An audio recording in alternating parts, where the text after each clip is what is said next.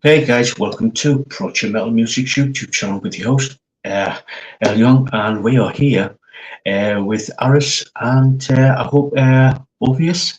Oh, face. Is Close that, enough. yeah, Close enough. yeah. Yeah. So, Guys, guys, could you introduce yourselves and what you do within the Rift? Vase, you want to go first? Yeah. So my name's Ovais Malik. I'm the drummer for the Rift. I also have to keep that guy right there in check. Oop, that guy right there in check. You know how the singer, guitar player egos go. So that's my second part in the band. Very nice. Yeah. Singer, guitar player, as aforementioned. And yeah, just trying to get this thing off the ground and keep rocking, man. Yeah. Yeah, cool. Yeah, so let's dive into some questions. As kids, what were you listening to? Oh, man. Vase, you want to go? Sorry, what was the question? What were you listening to as a kid? Well, I grew up with a Eastern background, so a lot of uh, Indian and Pakistani music, but also a lot of metal, a lot of experimental rock. So that's kind of fused my style in playing and kind of what I'm all about. Cool. Yeah, for me, I think the first record I had was like a Deep Purple record, and then like a Boston's, like debut album. So those like stuck with me when I was a kid, and just I became obsessed with rock and roll music from that point. He's also being really shy. He had the first Britney Spears album. He's not going to tell you. Yeah, dude, yeah. I was always busting my balls, man, for sure. So, who actually got you into music? Was it sort of like your parents or a sibling, or was it like a journey of self discovery? So for me, I have a pretty musical family. My mom was a singer. My brother's a singer. And I was in the creative arts. I was doing like theater and acting and stuff. So like just that realm of entertainment and being creative was just, I guess it kind of came natural. And then I had like other family members that played like instruments and stuff, and the drums just really called to me. I just was really fascinated with how it kind of is the glue that keeps everything together, and how different times can completely change the dynamics of a song, and that's kind of how I got started. Cool. Yeah, same for me. I mean, my folks were. My mom used to work in the music business back in the day, and like she used to work at Village Recording Studios, which was like a pretty famous studio in LA. Did like stuff with Fleetwood Mac and ZZ Top and a lot of pretty amazing stuff. So, it was always like that classic rock was like always on, and my dad was like a huge classic rock fan. So, just kind of naturally got into it, and then once I picked up a guitar, it was just like it's just such a awesome thing. It's like you can do infinite amount of things on a guitar and make all sorts of sounds, and it just opened up a world of possibilities. So and then as I got older, it became like I realized it was a great way to deal with emotional things, and it's rock and roll is such a cathartic kind of release, in a way to keep yourself sane in an insane world. So, that's kind of what's kept me going. Sorry. So, who actually, out of all the sort of like music acts that you've listened to over the years, who was your most inspirational sort of like person you sit to say to right? I want to become a musician. Who actually inspired you to become one? Well, I mean, God, there's so many bands that have shaped and so many drummers have shaped who I am. But if I had to pick one, I would have to say Metallica for me. Those guys just completely, turned my world upside down. And stuff they were doing, just how influential they were at such a young age. I mean, they're writing albums that are you could put in like the Metal Smithsonian at like in their early 20s, you know. So yeah, those guys for sure. So obviously Lars was a huge influence of mine, but it stems so much further beyond that. But that's where I started. I think you forgot to mention Madonna too, right? Yeah, but that was after you introduced me to her, you know. But so that was later down the road. Yeah, I mean, Metallica obviously is awesome. It's funny, you know. I was at a Guitar Center. It's like our big music store and stuff over here. And yesterday, I had to pick up like a pedal, and there's all these kids wearing Metallica shirts and still like jamming on Metallica in the Guitar Center. It's kind of cool that they've inspired, you know, so many, you know, musicians. It's pretty epic, you know.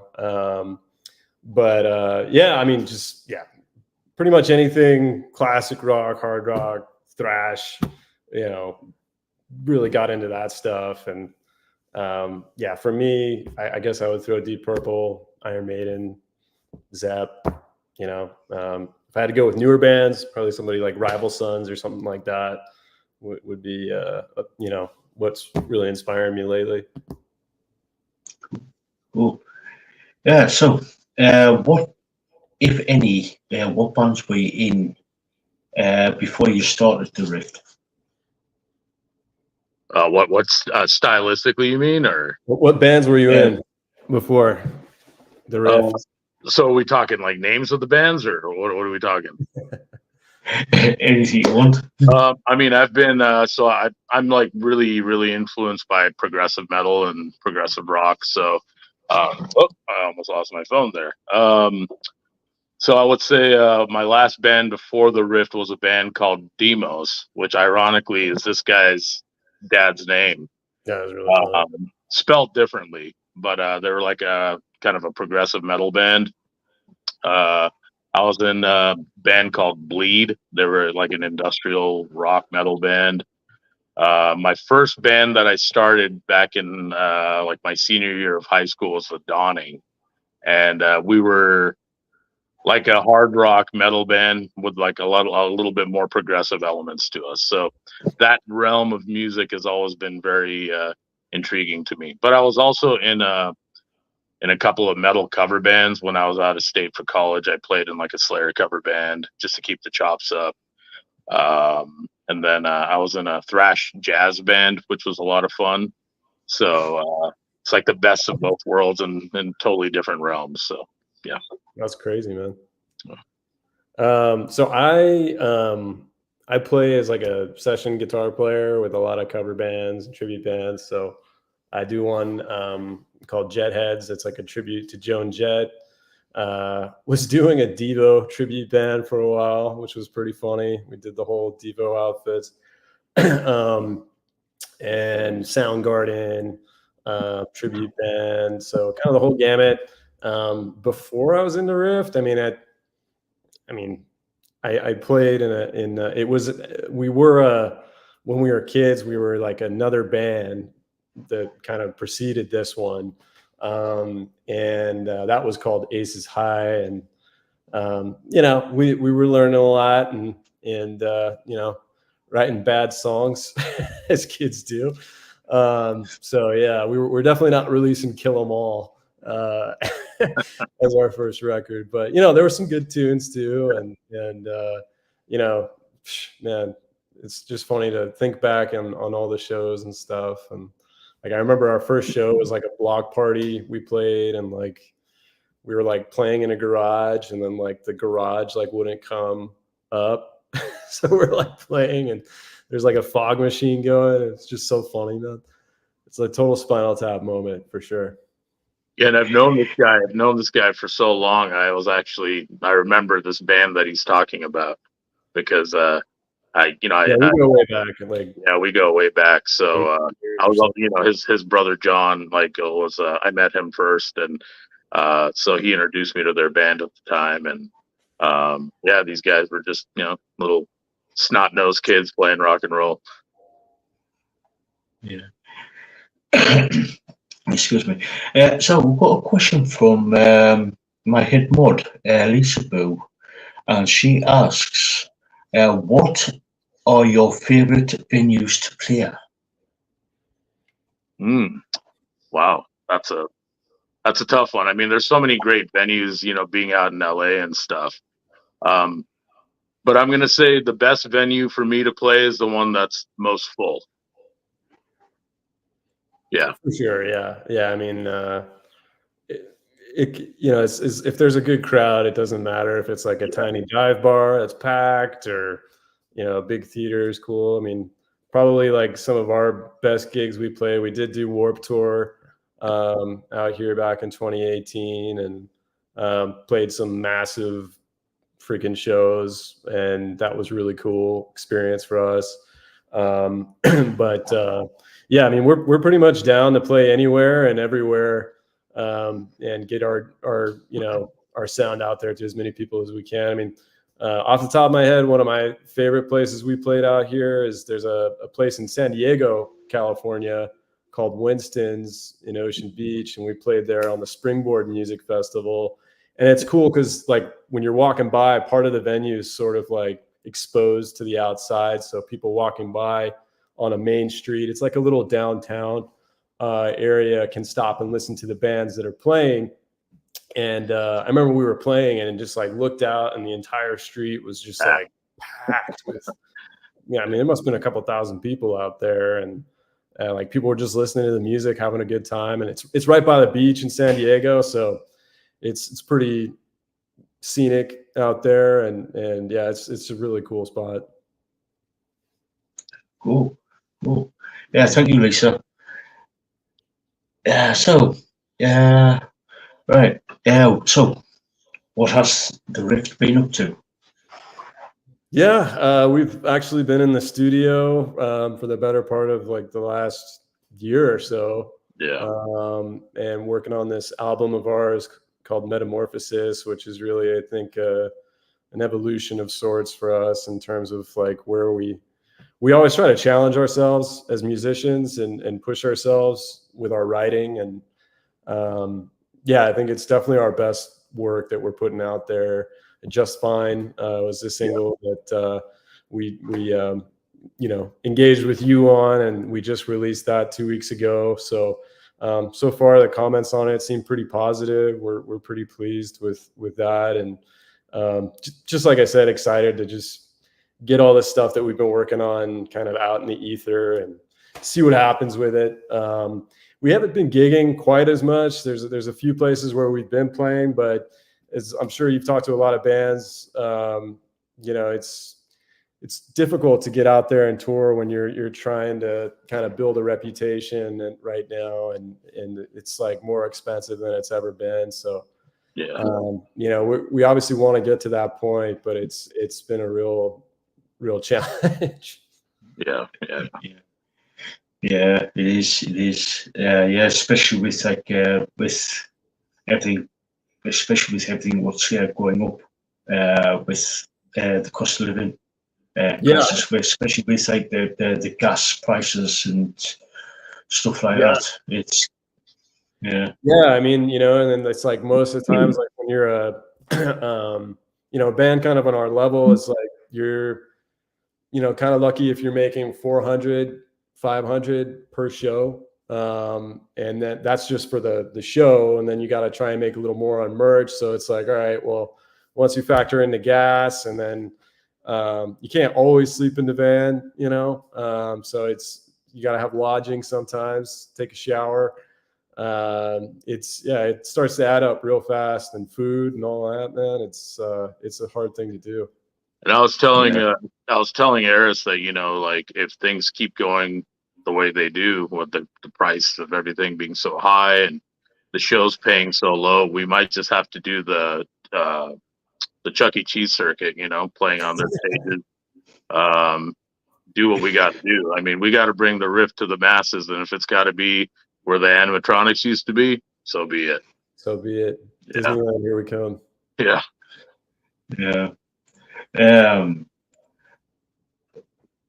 Yeah, I was actually I was like I was watching a video earlier on today, it says that no, I was the interview I did yesterday.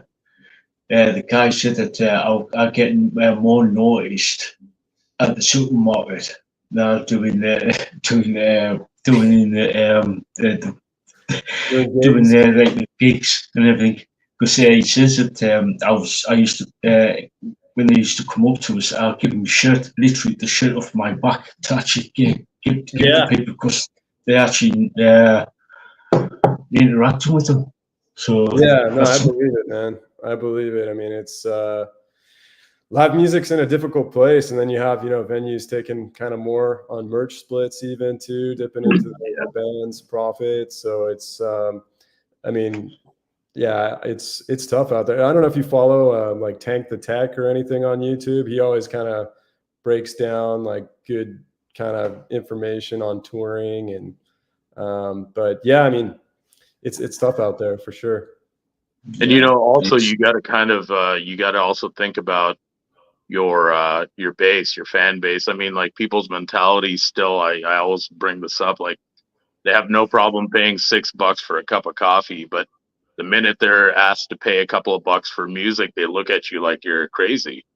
And it's like, if you realize how much goes into creating music, from writing the songs to the decades of time you've spent training and practicing your craft, and then finally putting original music out, which is very difficult as it is, only to have someone be like, oh, they're not getting like a free CD or like a flash drive or something. And it's kind of like, oh my gosh. So it is an uphill battle, but we love what we do, and we're definitely gluttons for punishment because we've been doing this for a long time. And as you hear no's way more than you hear yeses.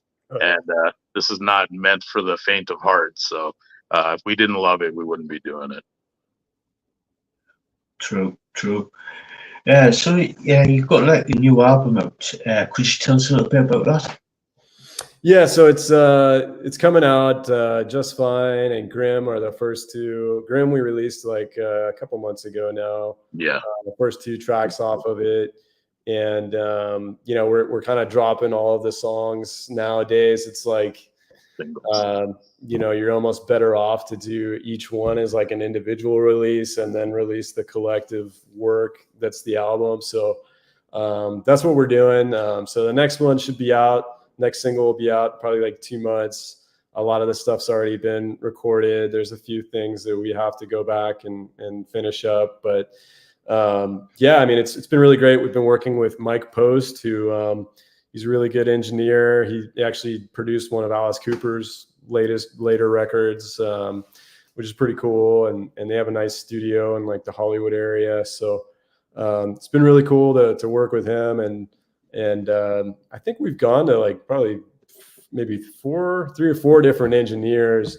So it's always interesting kind of getting a feel for, how a different engineer, producer works. And, another aspect is like, I know a lot of people are doing stuff, recording on their own these days, which is cool. But we're both technically challenged when it comes to that point, so we kind of just try to focus on writing the songs and then let the engineer deal with the actual recording part of it. But yeah, it's been a cool process, man. Cool. Cool. So I know some of my subscribers will turn around and says, "El, you didn't ask this question, but I've got to ask it. Is there any plans on putting the new album onto vinyl?" Oh yeah, definitely. Never say never. Never say never. Yeah, definitely. I have a little vinyl collection back here. I got a vinyl Mastodon. Actually, I have Kill 'Em All on vinyl too. He actually has the entire. He has the entire Barney collection on vinyl. So that's right. Yeah, totally. But yeah, no, we definitely would love to put it out on a vinyl, and probably even some of our older works as well. Mm-hmm. That's been something we've been meaning to get around to. Yeah, I mean, vinyl's huge right now. That it's had a resurgence. I mean, I think it was last year. I think they said vinyl. It was like one of the biggest media. Like actually outsold digital. Yeah, outsold digital. Exactly. I don't know if it was a year ago or a couple of years ago or something, but it's just crazy. I think there's something that's also aesthetically pleasing for a lot of people to have the vinyl, and then obviously the sound, right? I mean, if you ever listened to vinyl growing up, first of all, it was cool because you could listen to it front and back, which was really neat. And just the quality of the sound is, to me, it's kind of unmatched. You don't get the same sound elsewhere. So we're definitely interested in that. Yeah, cool. Yeah, looking forward to it when you do get it on vinyl.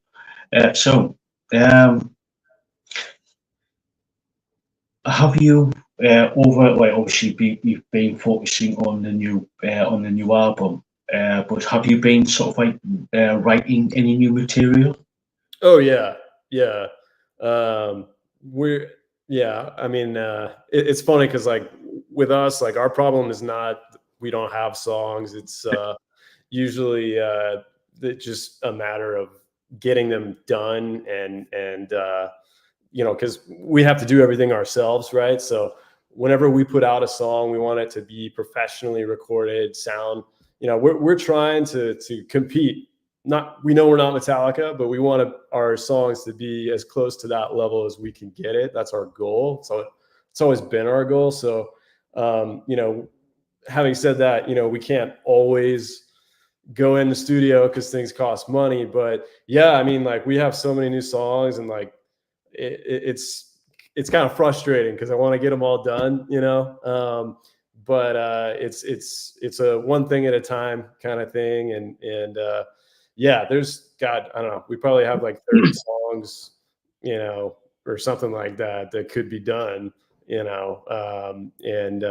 some of the newer stuff's even like heavier, and started actually learning some of the Soundgarden stuff and the crazy tunings those guys were in. Pretty cool. Started writing some heavier stuff, and like drop A and stuff like that. Gives you that really chunky kind of low end that you hear a lot of modern metal use today. But yeah, I mean, Oves, I don't know if you want to add anything to that.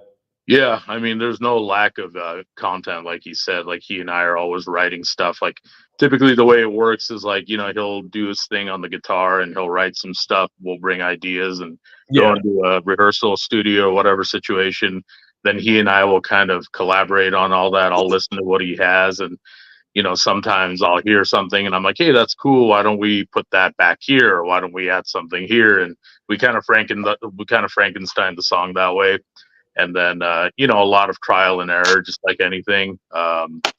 We've been writing music together for forever, but it's still exciting when we come up with something that's, and we both kind of know when it's a special song, So the process is fun, but it's definitely it's the resources that's a little bit more challenging because, like you said, until he and I, either one of us win the lottery or his OnlyFans takes off, we're kind of at the mercy of, our budget. So, yeah, for sure. Yeah. You mentioned that you haven't been playing many gigs as such, but is there any sort of like plans on doing a tour, sort of like off the West Coast, in conjunction with the new album? Yeah, I mean, that's definitely something we've talked about doing, and we actually have worked with there's a company out here that helps with tour booking called Indie on the Move. So that's probably something we would look to do, like a 10-show run on the West Coast. And a while ago, we had one up to Seattle that we were going to do a run up and come back down. And we got on, I don't know if you remember the band Boba Flex. They kind of broke through for a bit. And so we're supposed to play with them. And then like the singer and the bass player of that band got into like a big fight or something. And that show got canceled. So it kind of ruined our tour plans. But that's the music business, right? I mean, like crazy shit happens all the time and you just gotta freaking roll with it. So I mean, definitely, we want to get out there and play as much as we can. And it's probably something that will happen in the next, I don't know, 6 months, 12 months, something like that. And we pride ourselves on our live show. We always tell people, if you like what you hear on the album, like come check us out live. We there's only 3 of us, so it's like we all have to be on at our best, you know. Yeah. Because if one of us is off, it just sounds like a train wreck. So, but we you know, we definitely love to get out and play. We love hearing fans' feedback on what they think, and we just want to get out, play shows, and get the new stuff out. Play our old stuff. We're big fans of. We're not shy about going back into our deep cuts and playing that stuff. So we definitely like to play out live. Yeah, we like with longer sets and stuff. Of course, we throw in like covers and stuff. So Yeah. There's a place in Ventura that we frequent, California, often called the Sewer, and we actually play like a 3-hour set. So we'll throw in like thrash, we'll throw in some Blackened, Metallica, Hanger, Megadeth, Maiden, whatever we want, you know, with our songs too. And it's a long night, but it's a lot of fun, and it's kind of a cool challenge to go play for 3 hours, you know, and just rock the house. It's a lot of fun. And you know, it's not just the show, right? So it's like you got to get there to sound check, so you get there a couple hours early, set up all your stuff. So you do all that, then you play, you know, a few hours, like you said, and then you got to kind of wait for the venue, the people to leave, and then break down. So at the end of the day, you're spending 6-7 hours there. So it's definitely a full days of work. For sure. Yeah. For sure. But it's funny though, when we go to do like these like half-hour sets and they want us to play for 30 minutes, like we don't even feel like we're getting warmed up. Yeah. It's like, we're done already. It's like we can keep going. Yeah. It's sort of like a continuation on from the doing like sort of like a West Coast tour.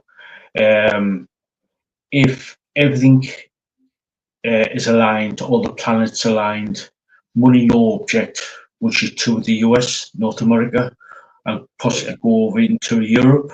You know, what's funny that you bring that up, El, is like so we can, you know, see like where the most population of our fans like clusters are. I don't know if you guys use Bandsintown, but we use it and we have a following on there. And the most of our fan base is actually UK that we can see in the cluster, or the East Coast of the US, which is like so funny to us because it's not like we've gone out there and played a show, and then, you know, we've played on the West Coast the most, and we have a cluster of fans on the West Coast, but it's funny that more of our fans. So yeah, we'd love to get out there. I mean, it would be a dream come true for us to go over there and play. It'd be awesome. Yeah. Cool. Yeah, we'd love to see you live, because I've listened to some of your music on Spotify, and I really, really like it. Thank you. Thank you. So going on from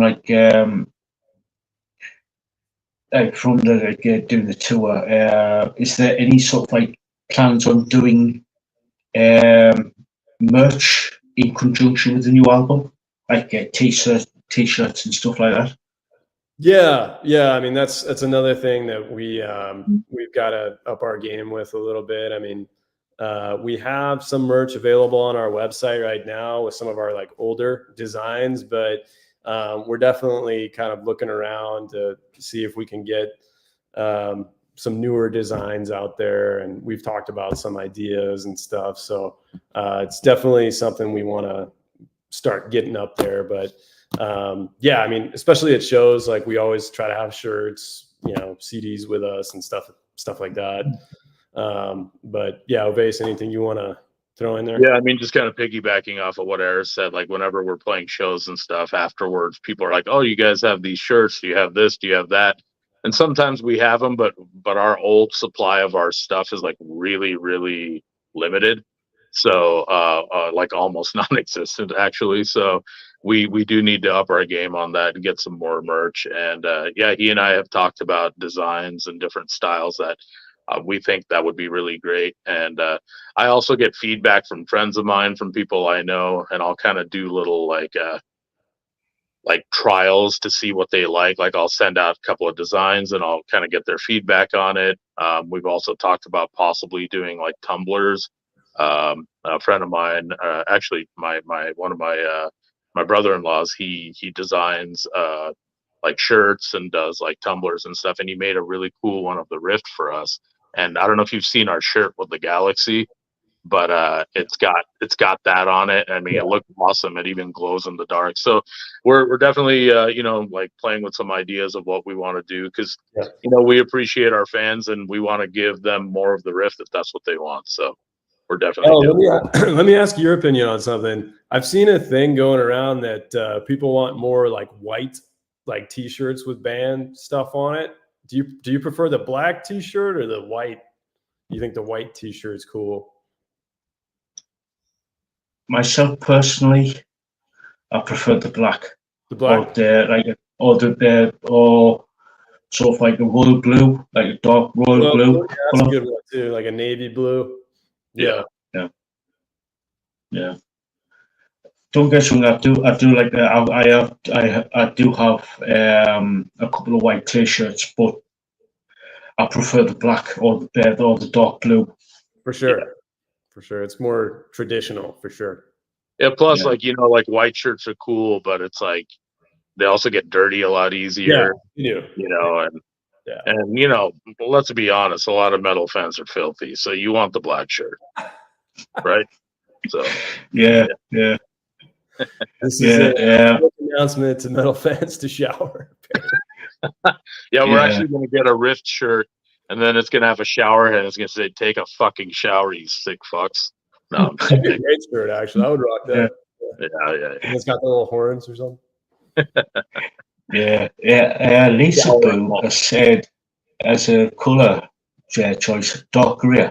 I agree. Dark gray would be cool. Yeah, dark gray would be cool. Good one, Lisa Boo.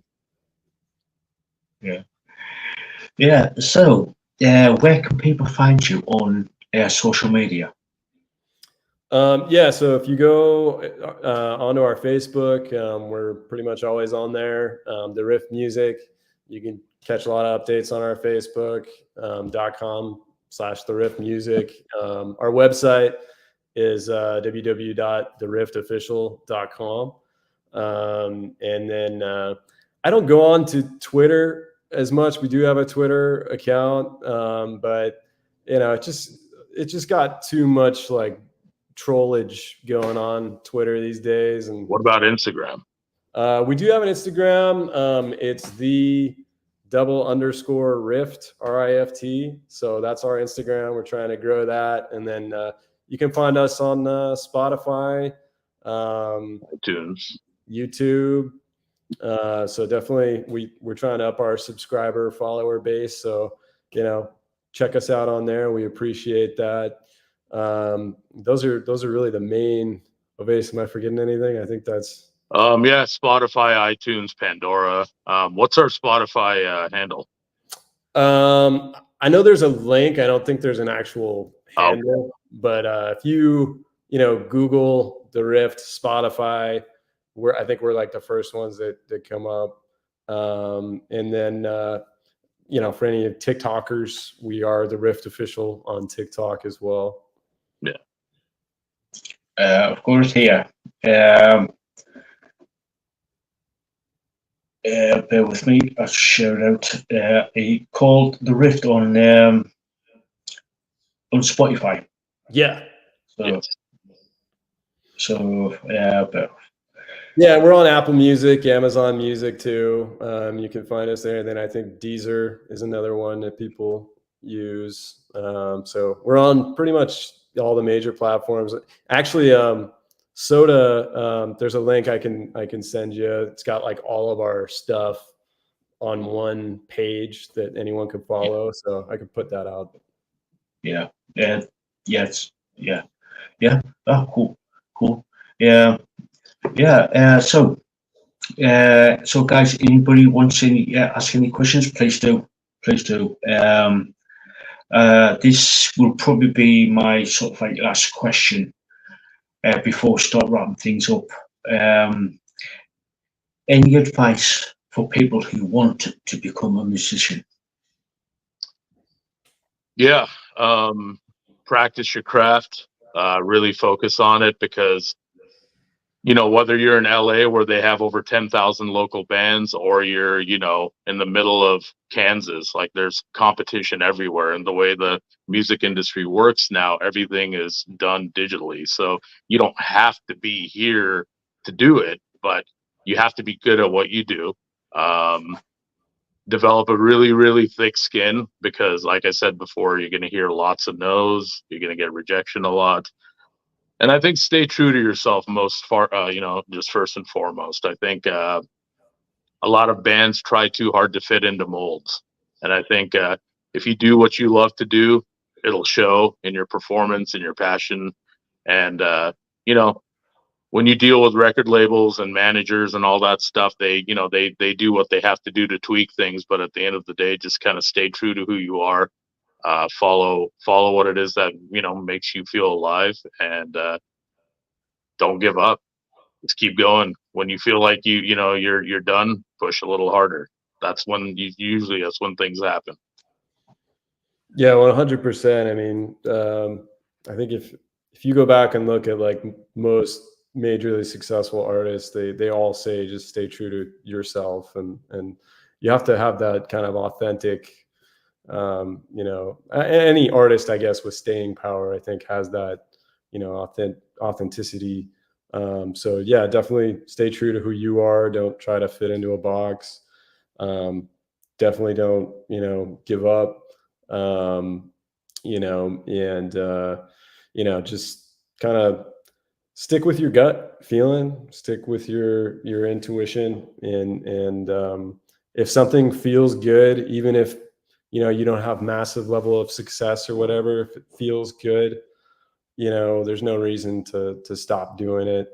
You know, music at the end of the day, rock and roll especially, is about so much more than just trying to, you know, be famous or whatever. So, you know, just, yeah, if it feels good, if it feels right, keep doing it.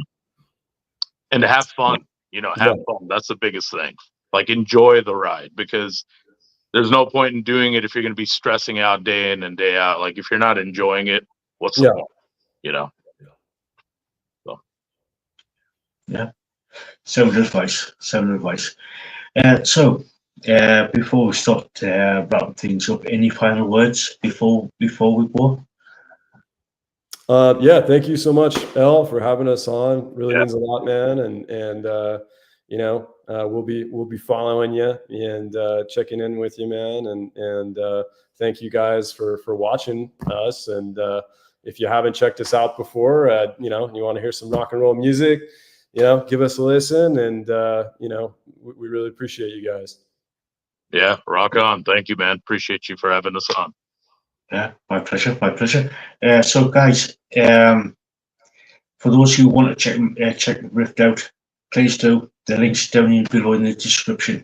They are an amazing band, so please check them out. You won't be disappointed. So, for now, we'll catch you all later. So, catch you later.